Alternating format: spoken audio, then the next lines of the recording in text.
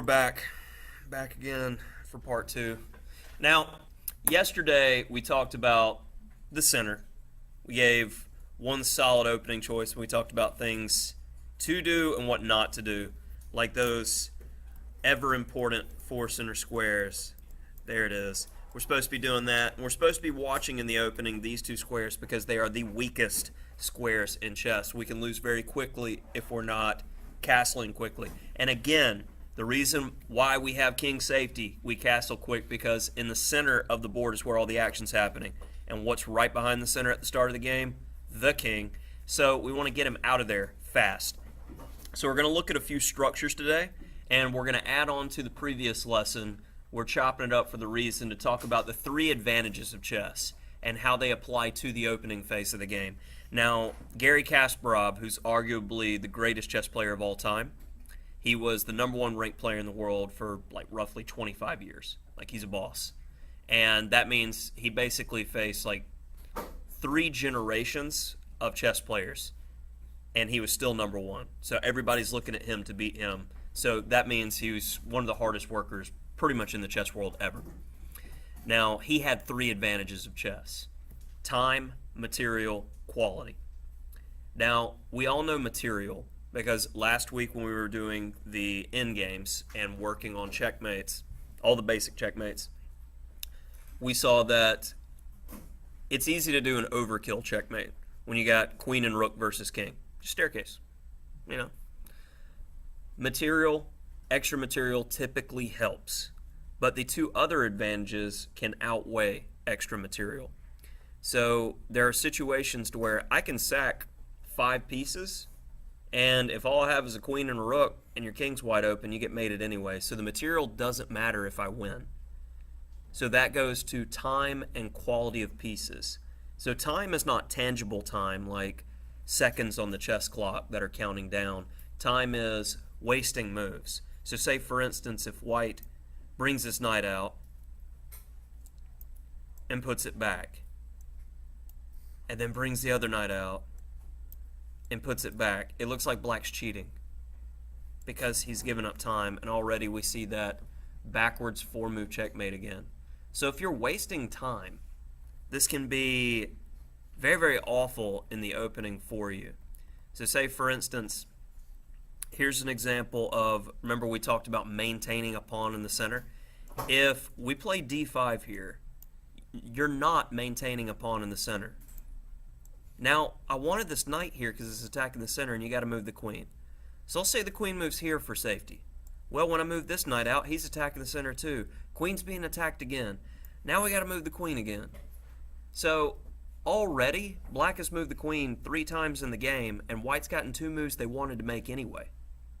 This is an example of using time poorly for black. And black's going to run into problems because white already had the first move advantage. Now you got 2 extra moves to work with.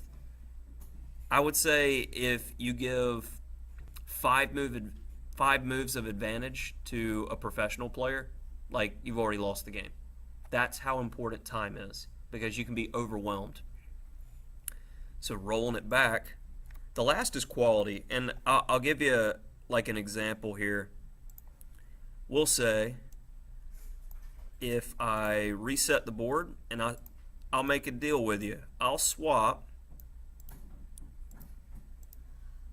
the rook for the queen, but I'm going to give you 2 extra pawns. Would you make this deal? Yeah? Why or why not? Uh-huh.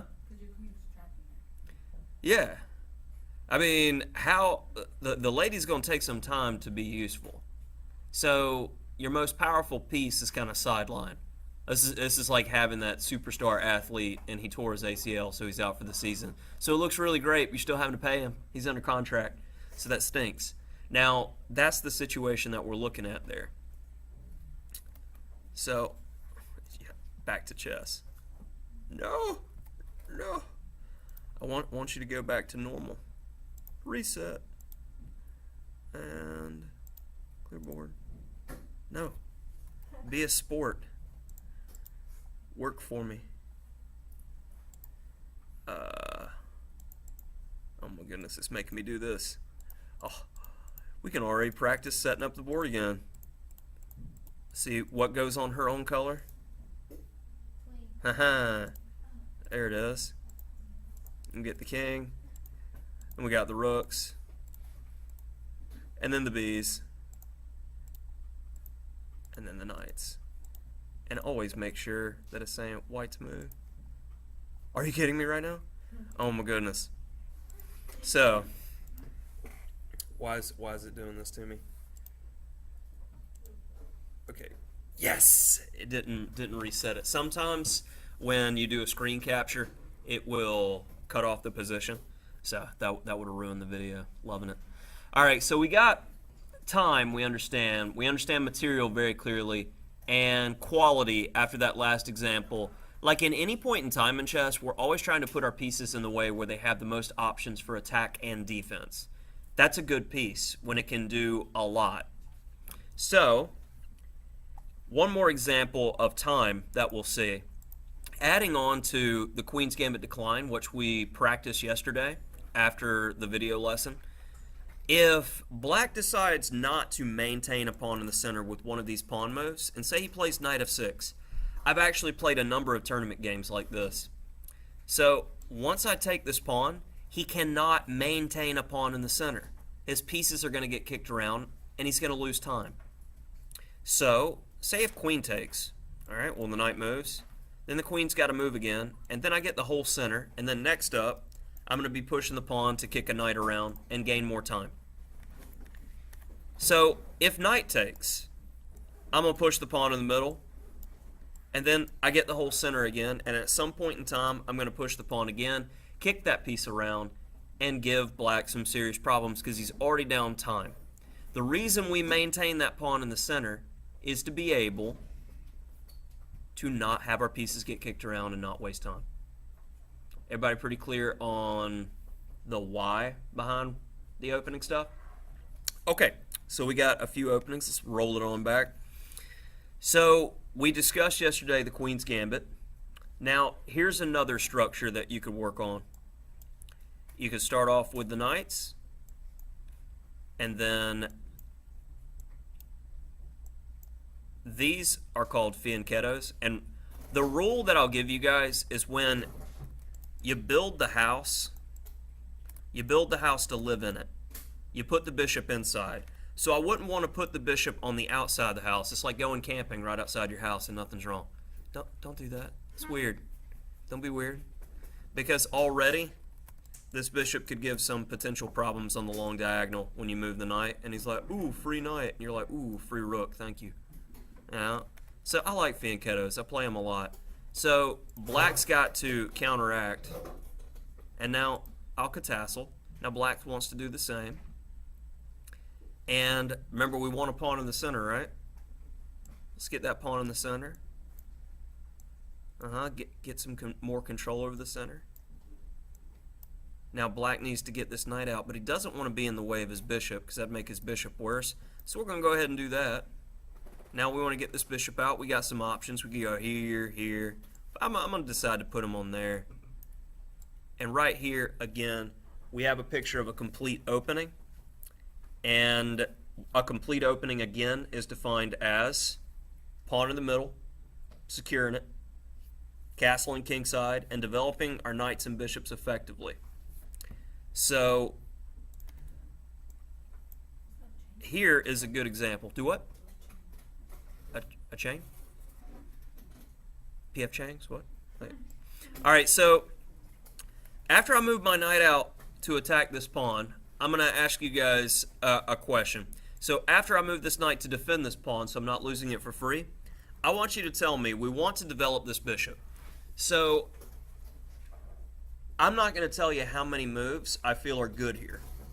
But I want you guys, somebody give me an answer of the moves that you think are good in this position with that bishop.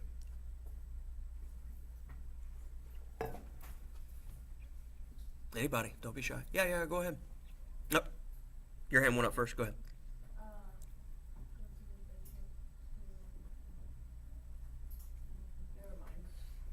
You can give it it a shot. Yeah, go ahead. 4C? Yeah. C4 is one good example because it attacks through the center. So if the bishop came here, that's a solid move. All right, you got another one? Uh-huh. B5. I mean B5. Yeah, B5, because you're attacking a piece that is attacking the center. Good. Those are two excellent moves. Now, let's talk about why the others, because those are the two by far the best. Why the others aren't so great. Now, putting the bishop there is not quote-unquote bad, but you're playing white, and that's a defensive type move. Like, it gets the bishop out of the way to castle, and it doesn't get in the way of development. But let's say after I move the bishop, he moves the knight. Like, what would you rather have, the bishop inside the chain or outside attacking? Easy call, right? So there's an example with why that move is not so great. Same deal, putting your bishop in front of your pawns. This pawn wants to move to affect the center at some point, meaning you're going to need to move this bishop again to waste time. So that's why that move's bad. Oh, a word from our sponsors. Hello?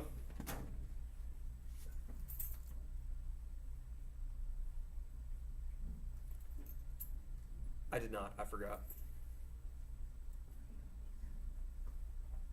Yes, absolutely. All right, bye.